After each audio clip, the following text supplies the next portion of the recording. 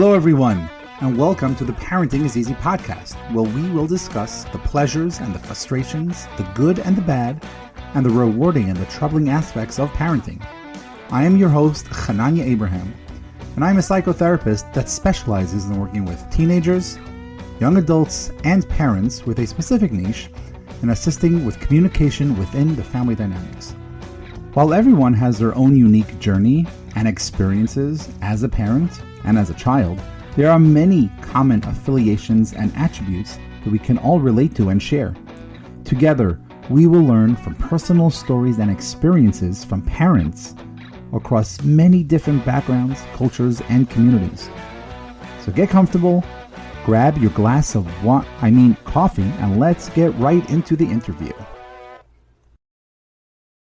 Hello, everyone, and welcome back to another episode of Parenting is Easy, said no one ever. I am your host, Hananya Abraham, and I have a special guest today that is going to bring up some topics. We're going to talk about some things that we've never talked about on this podcast yet, but things that I think are really important, both, to be honest, for myself and also for all of our listeners. So without further ado, I would like to introduce Dr. Maureen, who is a pediatrician, a allergist, immunologist, and also life coach, and is also an author. And we're going to get to that, talking about the books that she's written as well, who that specifically specializes in supporting parents of chronically ill children.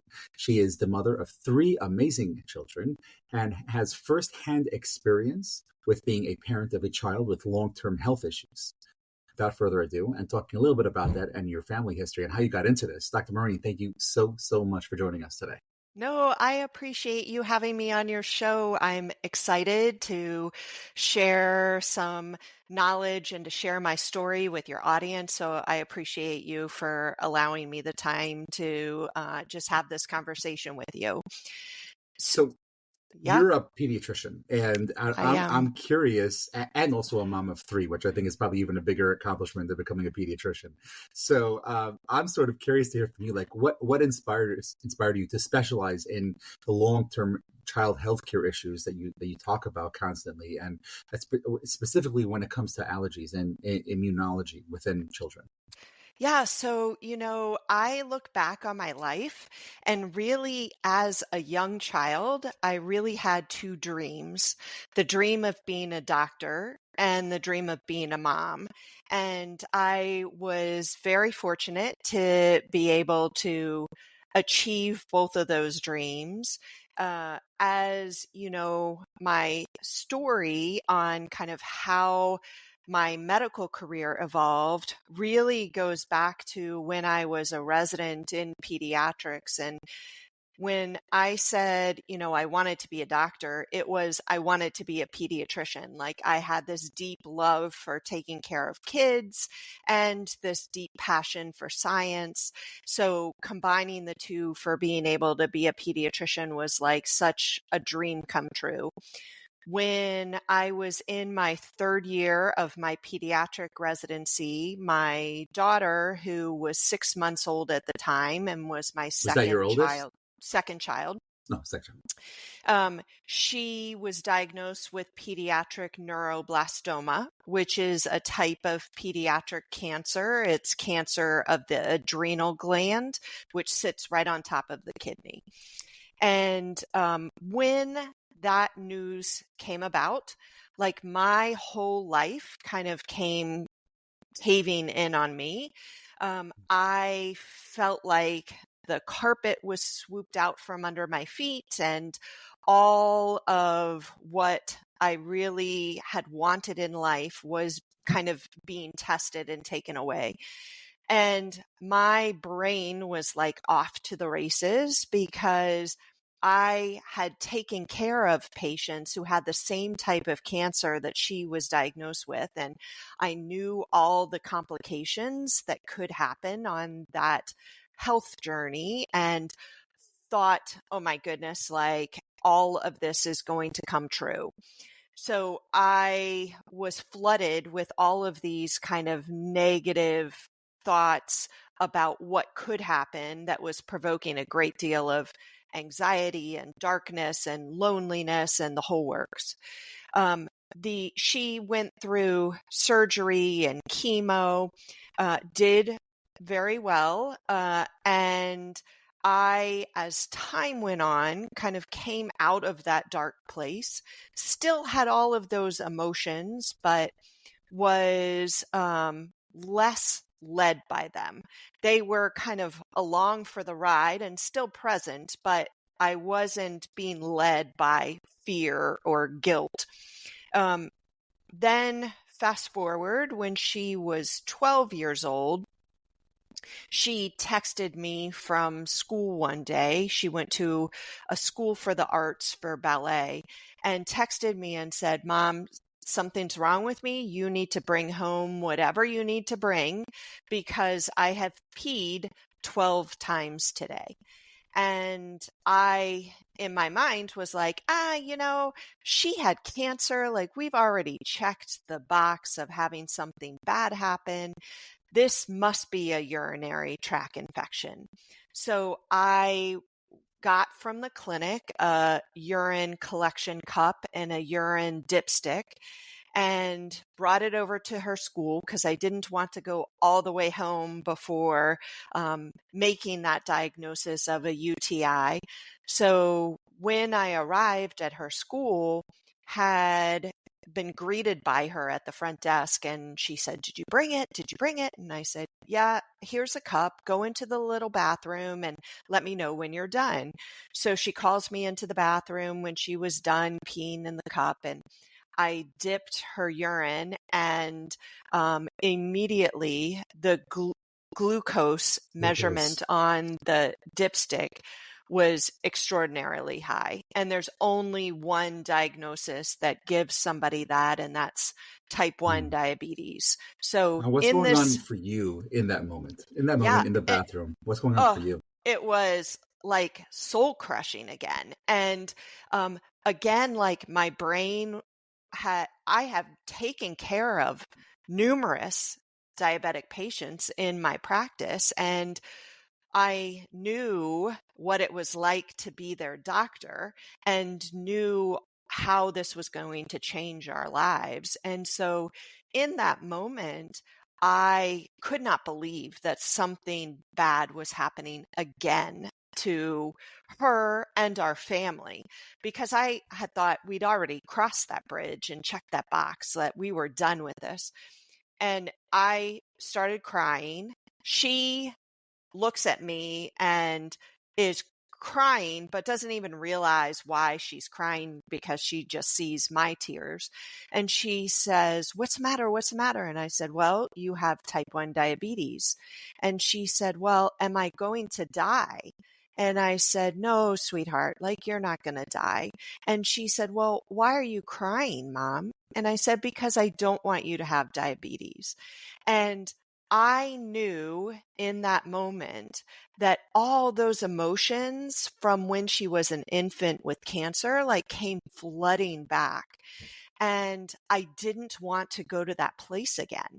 So I, not in that immediate time period, but I took proactive steps a little bit later to make sure that I was taking care of myself and doing such because I wanted to be a good parent for my daughter. And that kind of started the journey on how I got to what I'm doing today. Wow. Okay. So there's so many things to unpack over there, but there's one thing I want to focus on when you're talking about you taking care of yourself. And Yes. I think we could have a lot of situations. I'm thinking of myself personally. I remember when my son was born and going for the checkup. My oldest son was born. We were going for the checkup within that, the first week, and finding out he had a little hole in his heart that ended up being clearing up on his own. But like those emotions that just come over you and the racing thoughts, and as he gets older and dealing with other, whether it's mental health issues or other things, whether it's scholastic and reading issues that come about, and there's a direct connection to what parents feel from when that child is born, and even when mom's pregnant, to where a child is as they become their own self and they become their own version of adults. So I'm curious if you could talk a little bit about that process of how you were able to take those emotions that are there, and they're very good to have, but yet at the Yes. same time dealing with them in a very healthy way. Can you talk a little bit about that, please? Yeah. And, I had mentioned before, like being led by emotions. And so, you know, the way that I explain it now to patients and clients is our brain is a very powerful tool, but it can actually hold us back sometimes. And our brain is constantly giving us lots of different thoughts throughout a day. And those thoughts are what leads to our emotions. Our emotions lead us into action or inaction in some cases. That action that we take is really giving us the results that we have in our lives. And so when we realize that thoughts lead to emotions, which lead to actions, which lead to results, we realize that emotions are very important in our life. And sometimes when we go through something that is challenging, those emotions sometimes can become so overwhelming that they're leading us rather than us being really aware and cognizant of them so that we're still in control and leading our lives. So with in the early part of my story when my daughter was an infant, I was not aware of any of this, and so led a kind of very unintentional life during that time and thought it was normal to feel all of this fear and overwhelm and guilt constantly, and gave up myself during that time, which is kind of why, in reflecting back, that I went into this like dark place of loneliness. And I realize in reflecting back how those emotions were leading me during those times. And now, having this understanding of how emotions are so important, I realize that you know, emotions are there to give us clues, and we can choose how we feel or choose our thoughts to create different emotions, but they're there to kind of be a signal to us, such as, a good analogy is like putting your hand on a stove and you feel heat. Well, you want to feel that pain, but you don't want to keep your hand on the stove. You want to remove your hand and be able to then realize what just happened. Right. The way So, I like talking yeah, about it is you want to be able to feel the heat, but you don't want to be able to feel the yes, pain. yes. So, Yeah. And realize that that information is there to help you, but you don't want to keep your hand on the stove because that will cause pain over time. So it's important to be very kind of conscious of thoughts and emotions and choose what you're going to believe and how you're going to feel, and understand that those emotions during a challenging time are going to be present. But, throw them in the trunk of your car and take them on the journey with you. Don't let them be in the driver's seat of the vehicle and leading you through life because they're beautiful. there. Yeah, such a great analogy. It's we want to take the things that we have with us, but not necessarily to have them lead us. But I want to Yes. go back to something else that you Yeah. were just saying before, regarding recognizing that Mm-hmm. when parents these emotions, they're there and they're present, and Mm-hmm. they can start from that first diagnosis, from that first thing, that from infancy, and they can carry through all the way through adulthood and maybe even to grandparenthood in a Mm-hmm. certain way. I'm curious, when you say being able to work with it and deal with it. And for the listeners here, the concept that Dr. Maureen is talking about is what we call cognitive behavioral therapy. CBT is one of the things that are really, really helpful to help with the process of the thoughts and the emotions and how they manifest and how they show itself. And we could choose a different path. But I'm curious, doctor, just when you talk about this concept of being able to share it, being able to obviously be present with it, how does that work when we have so many things on our plate constantly? We still have to make dinner, we still have to finish our emails, we still have to make sure homework gets done, but yet at the same time we're dealing with a child that is just, there are things going on with them. They're sick, and we still have to be able to let it go. And you were saying before regarding self-care, right? Yes. Those are not the words you use, but I think just specifically taking care of yourself. Can you talk a little bit more about how a parent can do that? Because I think there are so many parents that are listening to this and thinking about the concept of, I have a child that's sick and I have 1,000 things I need to do. It's called being a mom or super mom, depending on how you look at it. And realizing that I have to do all these things. So what can a parent do to sort of take care of themselves, recognize and feel the pain, but yet also know how to compartmentalize it so that they can do the things that they need to do? Yeah. So there's a couple things that I would say on this topic.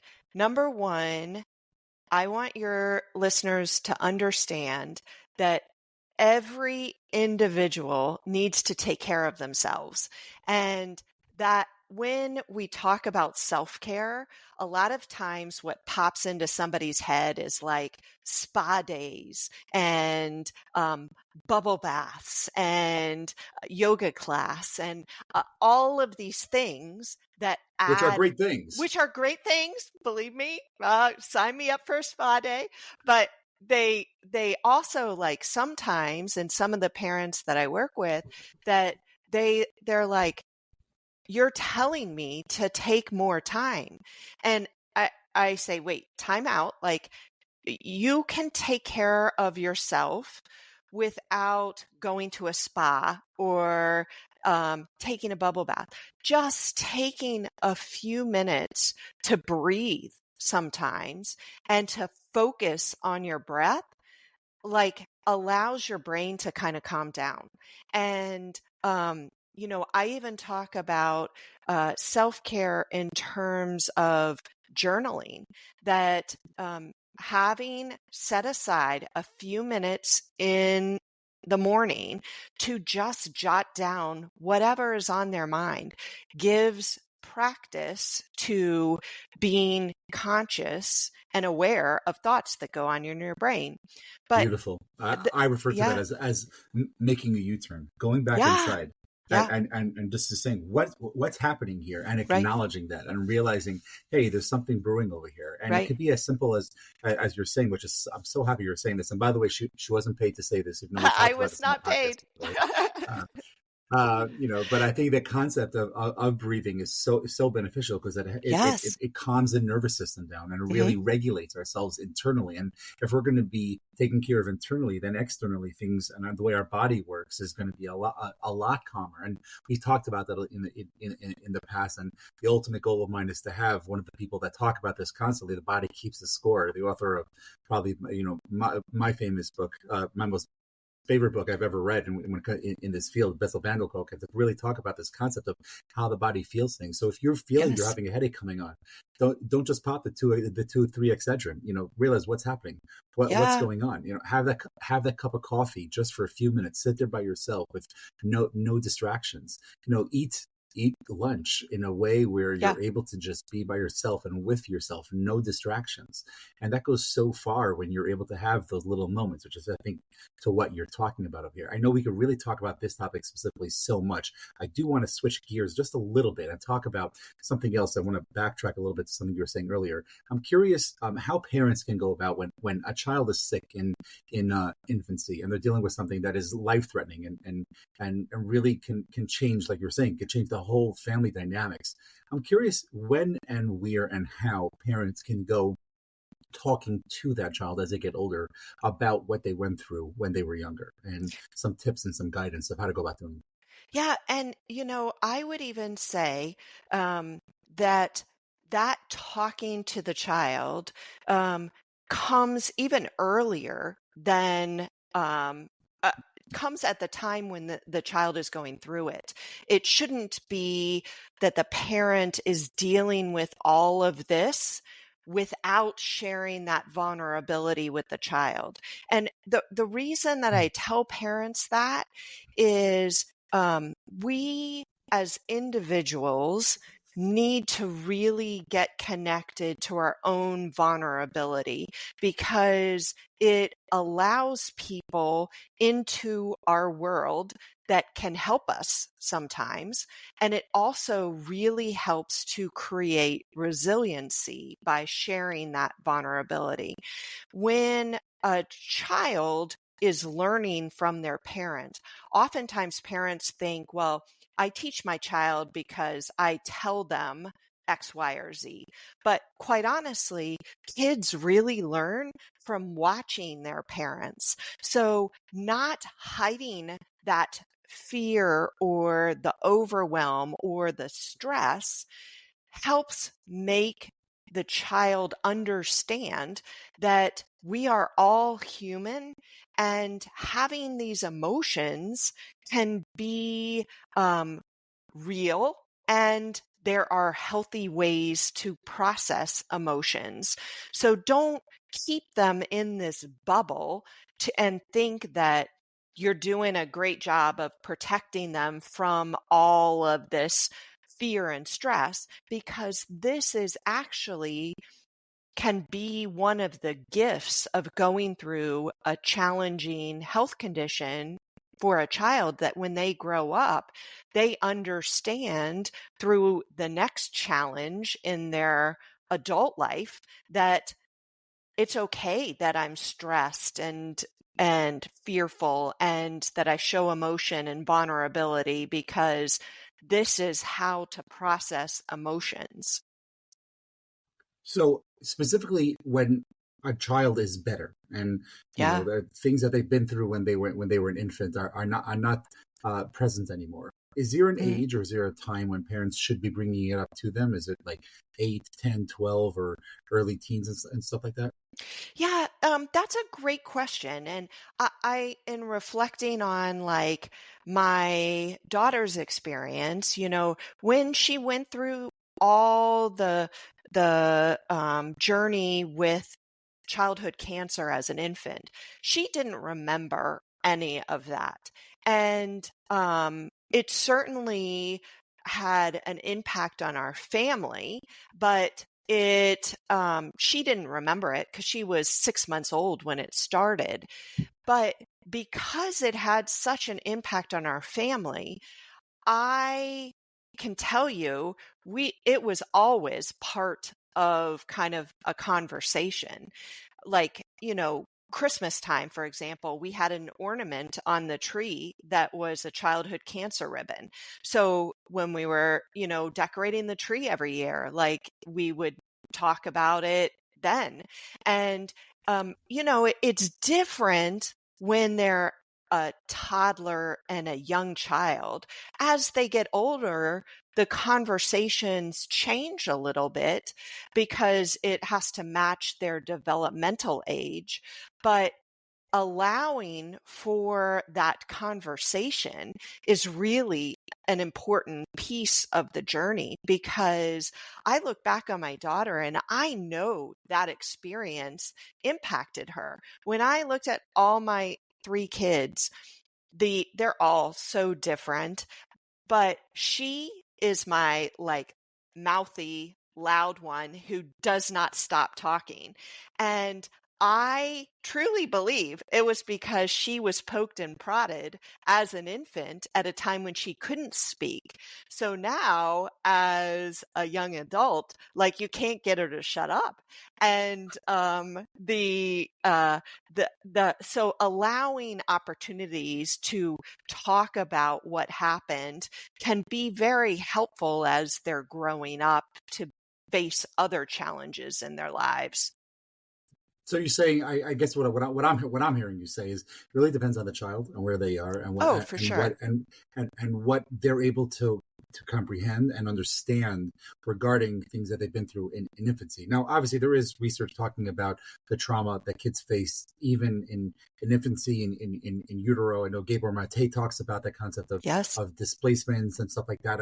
And there is something that obviously stays within the child that they might not even, that is probably subconscious, but still there. So I think having those conversations and opening up really, really helps connect things that they've been through that they might not be aware of, and making it something that, hey, this is open conversation, and inviting those parts of the child to be able to express themselves and to really be present. And it really depends on the child and obviously the relationship of the child, which I think is a very good point. I want to focus on a little more when you talk about diabetes, and I'm curious if you can talk a little bit about being a parent of a diabetic and having a young child. I think you said she was 12 years old when she was first diagnosed. I'm curious regarding some the initial shock that can come about from parents and how to go about dealing with that at home. What are the first steps parents that have a possible diabetic or have just been diagnosed with a diabetic child? What are the first steps and what are the first things they should be doing, both as a family dynamic and also in the home regarding food and how to deal with things? Yeah. And so this really ties into what we were just talking about with keeping kind of communication lines open, and so important when it is a teen who's going through a challenge.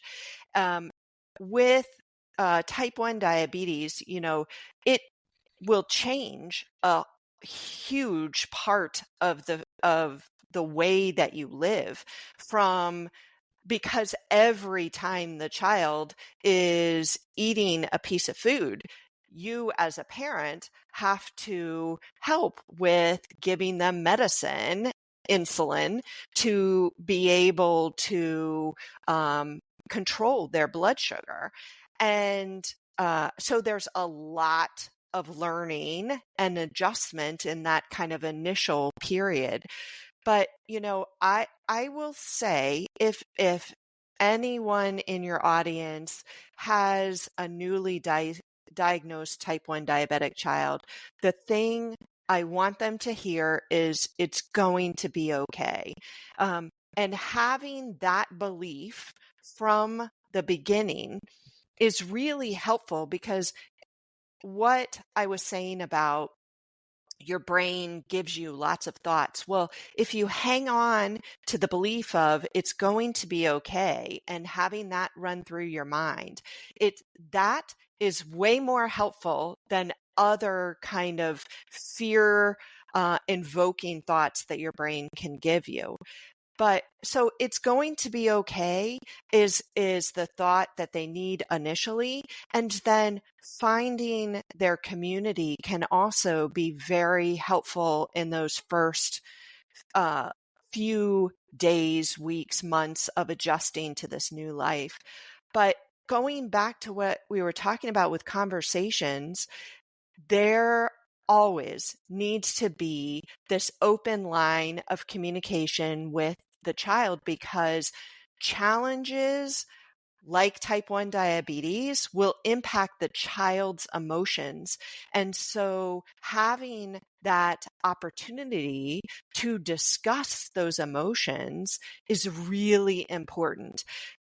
My daughter, for example, was 12. And so during that time of a 12-year-old, they're entering puberty, and there is so many changes that go on during puberty that type 1 diabetes just adds an additional layer to it.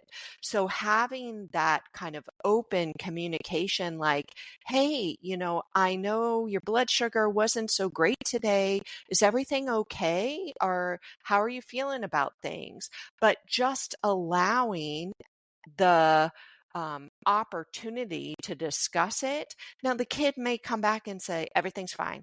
Everything's fine. And that's okay, but keep asking. Don't be pushed away by their answer. Just keep at it in a compassionate way so the child knows that you're not going anywhere. It's okay. This line of communication is open for when you're ready. That's beautiful. And the way I've talked about it here on the podcast before, and I've heard from another mentor of mine, is instead of us as parents creating a atmosphere of I I have to make sure my parents don't hear about that. We want to create a world of I can't wait to tell my parents, and Yes. inviting them not Yes. just to know that the door is unlocked, but that the door is open Right. at any time, Right. and they're able to come back, which I think is what you're saying. Now, I think another very big part of this, especially in families that have multiple children, are the other kids at home. Mm. So I'm curious to hear from you as we deal with the child that needs a little more attention, maybe even a little more of our emotional batteries as well. How can we go about juggling the other kids in the family and dealing with them? Yeah, then that's such a great question because I think it is, something that we should not forget about because siblings, just like we were talking about, trauma in utero and infancy, siblings can experience that kind of emotional trauma too when the parent is so fixated on the child with health issues. And so making sure that siblings aren't forgotten about is so important in being able to take care of all the kids that are in the family.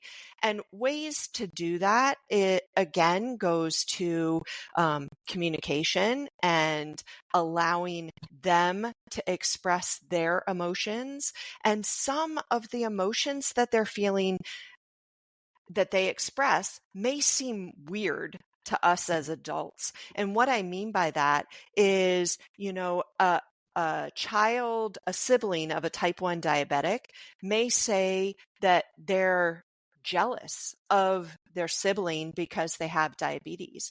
And to us as adults, we're like, jealous? Like, you shouldn't be jealous over somebody with a health condition.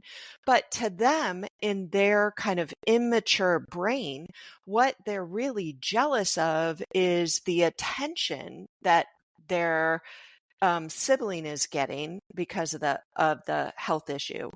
So having opportunities to discuss emotions super important, but then also involving them in the child's care can also be a very valuable thing to do for a sibling because it gives them purpose. It teaches them about the diagnosis, and then they can use that knowledge and purpose to help somebody else at school or to help somebody else in the community. And they will grow and feel that benefit of being able to be of service to someone. So those things I think are really very valuable in helping with sibling care. Beautiful. I just you made me think of a former client's parents that I was dealing with. That this is one of the issues we're dealing with: how to deal with the child of when there's a sibling at home that is going through a lot more medical care needed situation.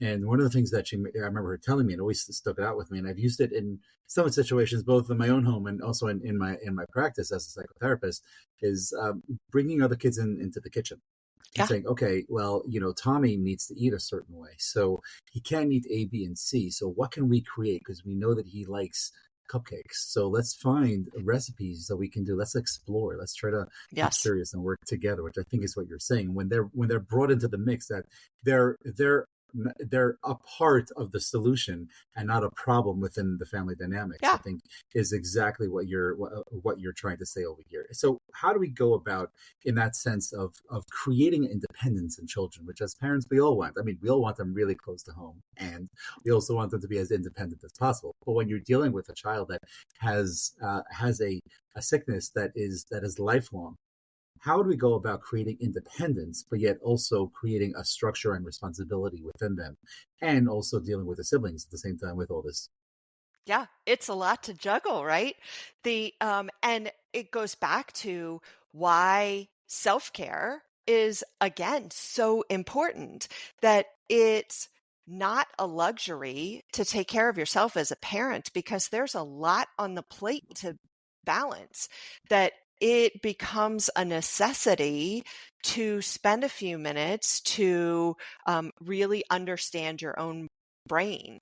But creating independence helps with understanding that there's different developmental ages of kids. We all know that as parents, that a 4-year-old who has type 1 diabetes will be less independent than a 14-year-old who has type 1 diabetes. And so with time, it's letting up the reins a little bit and allowing them the opportunity for success and possibly even failure at times. And we still need to keep them safe. So, what I mean by failure is maybe it's a type 1 diabetic kid who went over to a friend's house and didn't pack a fast-acting glucose in case they went low. And the parents of the other kids calls and says, Johnny's blood sugar's low. What can I feed them? So the solution is there, but they kind of failed at their independence. Well, failure in our world often has this negative connotation, and it shouldn't. It's just data to say how to do things differently next time. So it's allowing that child to learn from their mistake and allowing it to shift to be able to be a little more prepared next time, but still keeping them in a safe environment while doing so. It again goes back to how emotions can really drive action in every human, but in adults in this scenario that we're talking about, it's so important not to let fear always drive you, because then you're not going to allow opportunities for your child to have that independence tested and be able to learn from their successes or failures. That makes a lot of sense, and I had to write that down. I think it's such a great line of failure is just data that helps us be more prepared for the next time. I think that goes really, really far when it comes to how we're supposed to look at it. And I think going back to something else you were saying earlier regarding modeling, and when parents are able to model this motto, I'm not getting too tongue-tied over here, but I think that goes really, really far regarding how kids are going to look at it. And the example I like giving in my room is sort of like going into a corn maze, and you're going to hit dead ends. Does that mean that you failed? No, that means I learned that this way doesn't work. Right. And let me do something else. And let me go another route. And I think that's what life is in itself. When we're able to see that there are situations that I can deal with, great. And when I can't, I learned that doesn't work. So let me try something else. This recipe, not a good one. Let me try over again. Maybe add baking powder this time, so things will taste better. And it really depends on whatever that situation is. So I want to switch. Yeah, go ahead. Before you switch, I would just add to that success is the same thing. Being a success or getting to the end of that corn maze isn't the end of the rope. It is, again, just data on how to do something to the end. And so we do it again, then run through the corn maze again and figure out, were you faster at it this time? So success and failure, like we were just chatting about, it's just data to allow us to adjust our course in life. And looking at them as the same takes us away from really focusing on how negative failure can be sometimes, because I can tell you success can be just as negative if people don't realize they need to keep going. Okay, so you're sort of answering my next question without even going there, but I guess I'll put it into question form. You've been a pediatrician, you're an allergist, and obviously you have a lot of personal experience when it comes to dealing with lifelong illnesses. I'm curious, as your a lot of your bio was also about coaching, writing books, and speaking on these topics. How did you sort of get into that, and how does that come into play regarding your career and your job and what you went to school for? Yeah. So I'll talk about the book first, because I think that the story about the book is kind of illustrates my answer to that question. That when I started with writing a book, it was really because my kids would often ask, like, "Hey, Mom, tell us the story of what happened with neuroblastoma, or what happened when you went to the ER after you and Kylie were in the bathroom and you just told her that she had diabetes." So it was really this idea to document these stories for my kids and their kids and their kids, so it wouldn't get lost in time.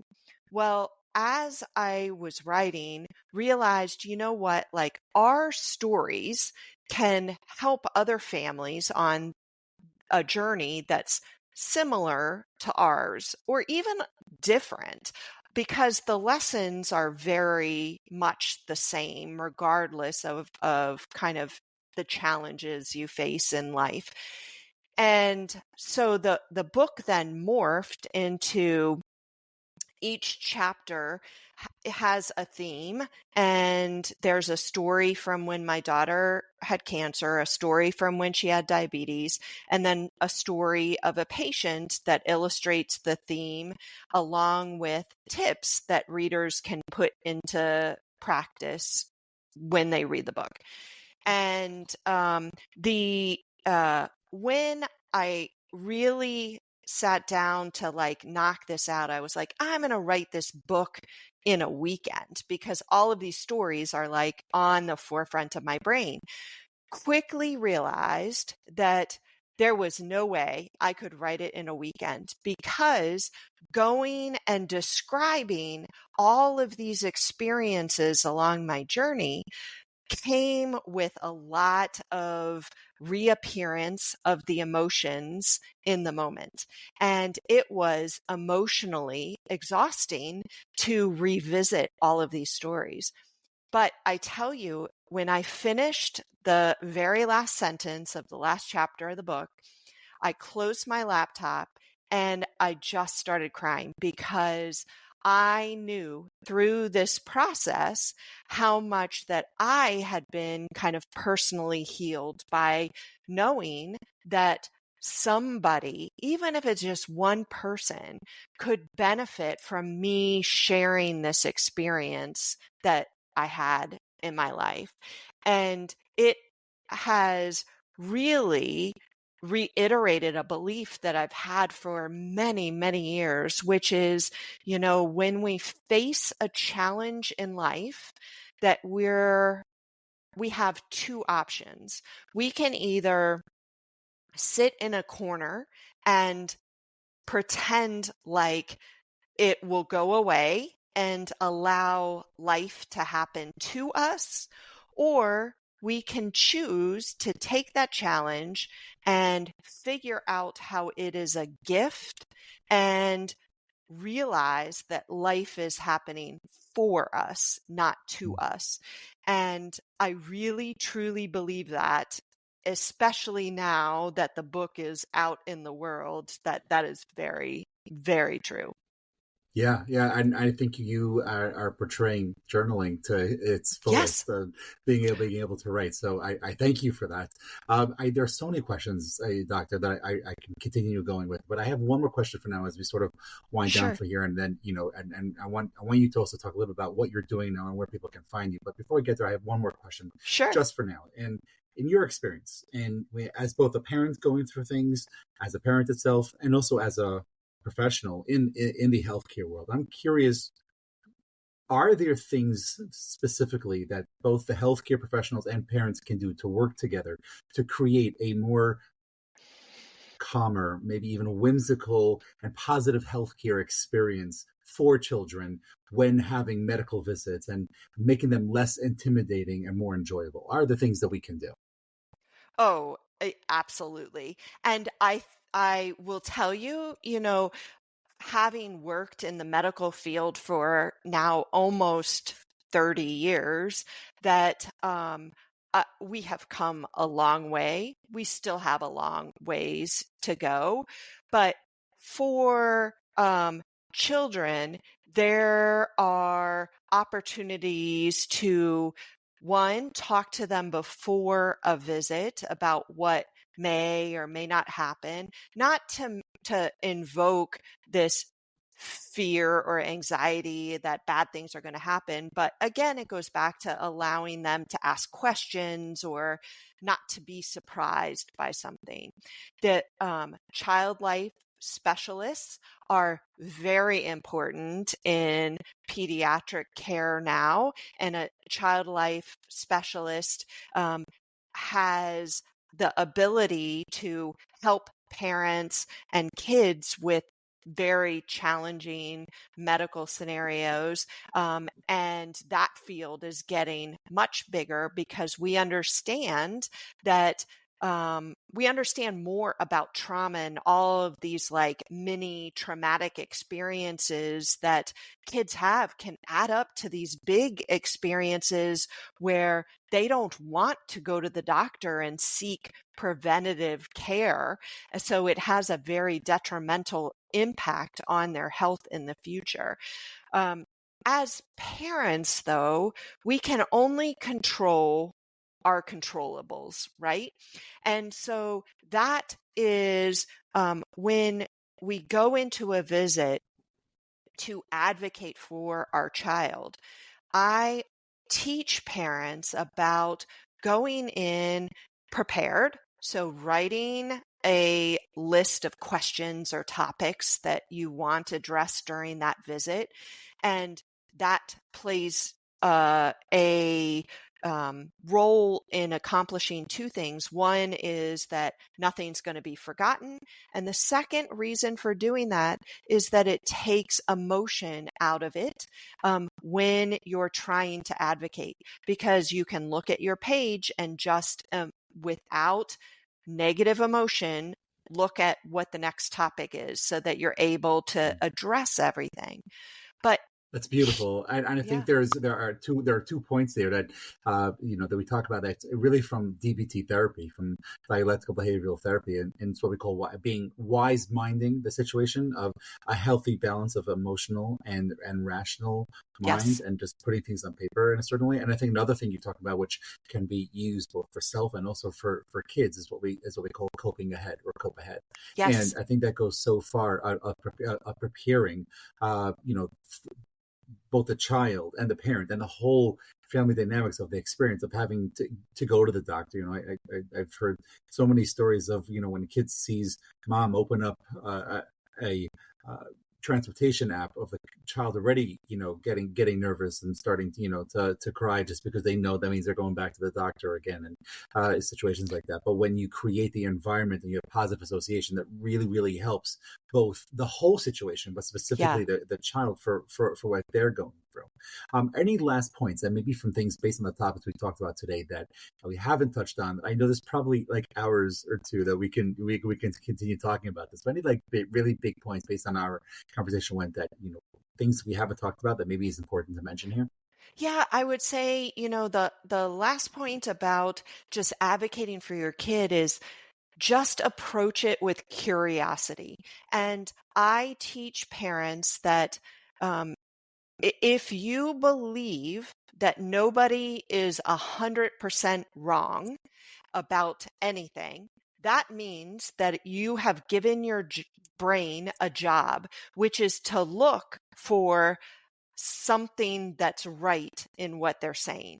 And this can be a very valuable game when a healthcare provider is telling you something that you don't agree with.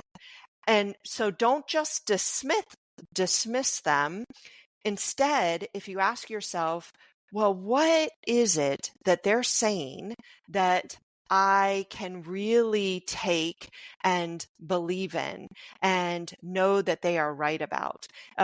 Because this curious mind allows, the emotion to be removed from it and allows a healthcare provider and a parent to come to a better mutual understanding. And that mutual understanding is what builds trust. And that trust is what gives patients really good healthcare. Yeah, and a sense of safety within Yeah. the child itself. So that goes a really long way. I cannot thank you enough for this Of course. wealth No, of information thank you. that you've shared with me and with all the listeners. I know everyone is going to be really benefiting from this amazing conversation. I'm curious, as we close it up over here, just two rapid fire questions, just to sort of close it out for today. If there would be a book or maybe a podcast or a YouTube clip that you would recommend to people to listen to, where they can get more guidance on the topics that we talked about today, not your own, what would that be? Not my own. Oh, I would say Dr. Phil Stutz's new book, which is Living Through Adversity, I believe the title is. It is fantastic and highly recommend. And I love Dr. Stutz. That's awesome. Yeah, I highly recommend everyone to look at the documentary that was recently put out on Netflix on him as well. Yes. And maybe we'll post a link to both those things on our website. So one last question as we wrap up this awesome conversation today. Doctor, if you could think of one superpower that you would like to have as a mom to help with everyday mundane parenting situations, what would that be and why? Oh, the superpower. I would say continuous curiosity. And the reason that I say that is everything that we've talked about today, like being conscious of your thoughts and advocating for your kid without emotion and being curious in the doctor's office, all takes practice. And I'm still continuing to practice these skills. Being curious is the number one thing that I wish I could do quicker and in the heat of the moment. So I would love that as a superpower.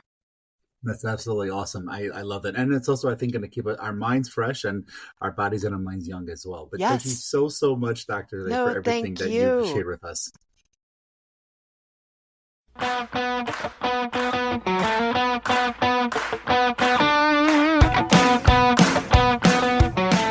Hey again.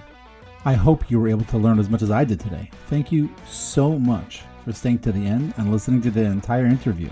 Please feel free to leave a comment wherever you listen to this podcast. All comments will be read weekly, and we appreciate all feedback and ideas. If you have an idea for a guest or a specific topic, please feel free to share. Additionally, you can contact us at parentingiseasypodcast@gmail.com. Again, that's parentingiseasypodcast@gmail.com. Thank you for joining today, and remember, parenting is a journey. Don't forget to enjoy it. The goal is to be a little better today than yesterday, and hopefully better tomorrow than we were today.